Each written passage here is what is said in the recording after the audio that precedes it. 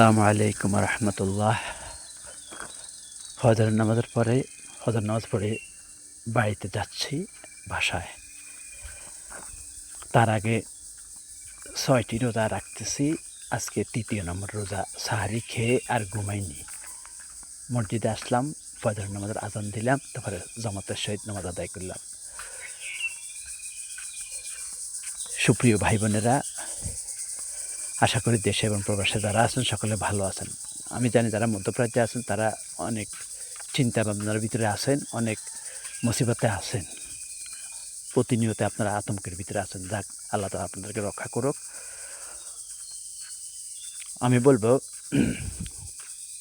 ওইসব লোকদেরকে আমি ঘৃণা করব, ওইসব লোকদের আমি জানাজা পড়বো না, আল্লাহর কসম, আমি ওইসব লোকদের জানাজা পড়বো না। যারা বলবে বাংলাদেশে সংখ্যাগরিষ্ঠ মুসলমানের দেশে শুধু আওয়ামী লীগ আর বিএনপি এই দুইটা থাকবে, এই কথা যে বলবে তার জানাজার নামাজ আমি বয়কট করব, তার জানাজার নামাজ আমি আদায় করব না।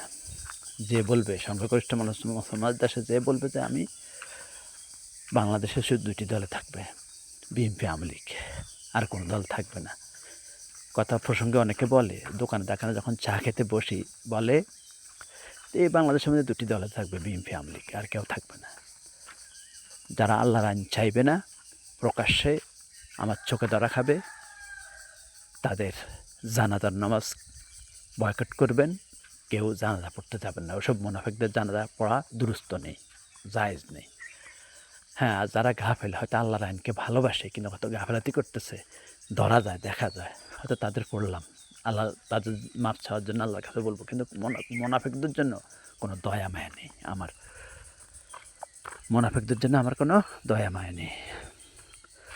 আসসালামু আলাইকুম রহমতুল্লাহ। ভালো থাকুন, সুস্থ থাকুন দেশে এবং প্রবাসে। এই আমাদের এলাকার কবরস্থান, এখানে এই আমাদের বাইরের রাস্তা এটা। তো যাই হোক, মুনাফিকদের জন্য কোনো দয়া মায়া নেই।